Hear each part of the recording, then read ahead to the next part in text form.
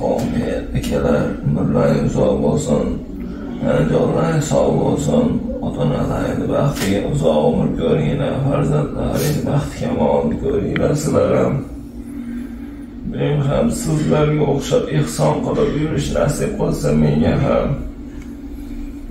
Allohim ya Badius samawati ya Hayy ya Qayyum inni as'aluka Allah. Bora ismingni aytdim, ijobat qilgin. Alloh Sog' bo'lasan aka. Sizingiz o'tirmang. Rahmat aka. Shanba kuni maktabga yetib kelishga harakat qilamiz. Xo'p aka. Farg'ona viloyati Boyli tumani ichki ishlar xodimi tergov boshlig'i Zikrullo degan oldiga xo'jayinimiz ikkovimiz bordik. Borsak yo'q ekan. Keyin prokuraturaga bordim. Prokuror yoniga borsam yo'q ekan. Ertangi kuni kelasiz dedi. Eshigim tagiga farmonlari xo'p deb ertangi kuniga yana keldik. Kelib kirdik, nizami qabul qildi. Keyin shunaqa shu Zikrullo dedi, bizni qabul qilmadi, yo'q ekan. Kecha Buxoroga ketgan edi dedi. Bugun qabul qiladi, men telefon qilib qo'yaman dedi. Murojaatlaringni qabul qiladi dedi. Bo'pti deb bordik. Borsak, keyin qabul qildik, kirdik. Bizni bolamni tergov ishini olib borib turgan qiz Maftuna degan qiz ekan. Biz hali o'sha yerga borib ko'rdim u qizni. Meni bolam shu og'ir ahvolda bo'lsa ham na ichki ishlar keldi, na tergovlar keldi, na boshqa hech qaysi emas. Og'iraman. Endi avariya bo'lgan paytda maysa 102 qilish kerak. Ehtimol chorasini olib, shu urib olgan shopirni bular nimaga olish kerak edi? Kuzatuvga olish kerak edi qonun bo'yicha. Ayga borgan ekan, bega kelmadi. Ha, bega. Ayda televizorda video bo'lgan, anaqa kamera bo'lgan.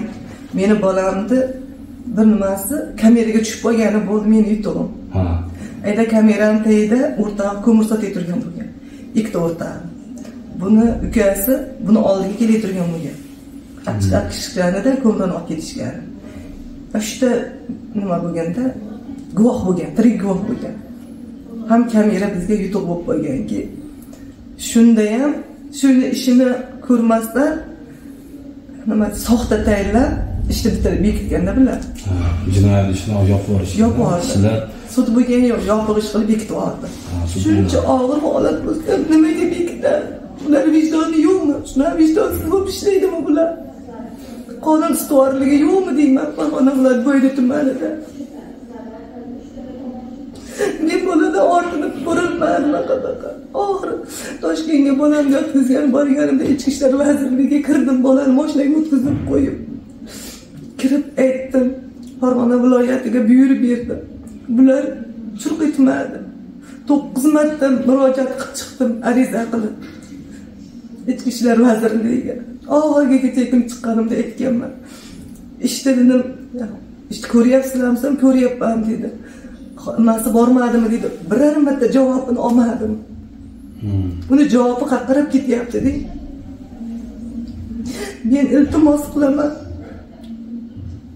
Prezidentimizdan mana shunaqa noqonuniy ishlab turganlarga, qonun ustuvorligiga e'tibor bermay turgan ishchilarga, mana shu Zikrulloga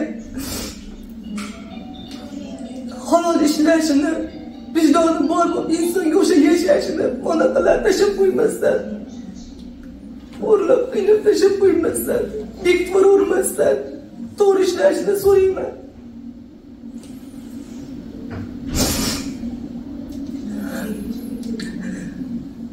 Ashirati tizida yotdim. Prezidentimiz yoniga kiraman dedim, kirolmadim. Shu yo'lda bu yuzda dodani, bizda tiz bo'lsa bu yuzda dodani joyi. O'sha yerga kirolmadim, bolamdan ortdim. Yolg'iz qarovchi o'zimman. Tashlab chiqib borolmayman, yiqilmasin deb. Aslan kecha kunduz bilaman. Betimni yig'tirib tashlab, shu bolaga qarayman, yo'ltiraman, tinnovni olaman. Endiga kelib otilgan. Keyin endi uyga desam, qiynalmayapman, men mazam yo'q bolamni. Kasha berilmayapman deb. Nimaga murojaat qildi? Sudga murojaat qilib qo'ygan sudiga nima bersin? Aliment bersin. Bolaga aliment bersin. Aka-ukalari bordi. Ha. Nechta aka-ukalari bor? ikkita aka, bitta ukasi bor. Bitta akasi, bitta ukasi bor. Shuni inobatga olib, bolamga kashiga pul bersin deb, buvda alimentga bergan, invalid yerda alimentga bergan. Ana bo'pti dedim. Go'dak uchun beraman mayli dedim.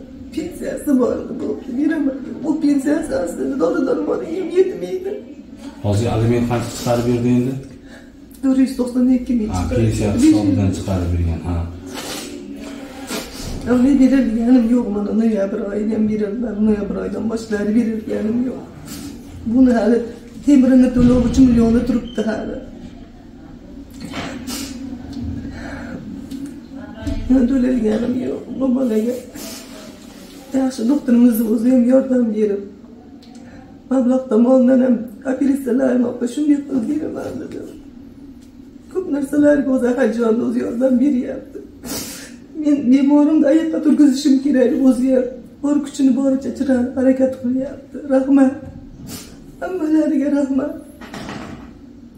Lekin mana shu Zikrullohni Shavkat Mirziyoyev prezidentimizdan talab qilaman, Alloh yordam bersin. Mana shunaqalarni vijdonsizlarni olib tashlasin, bunaqa ishda halollar ishlasin deydi. Shu tomonda vijdonim qiynaldi meni.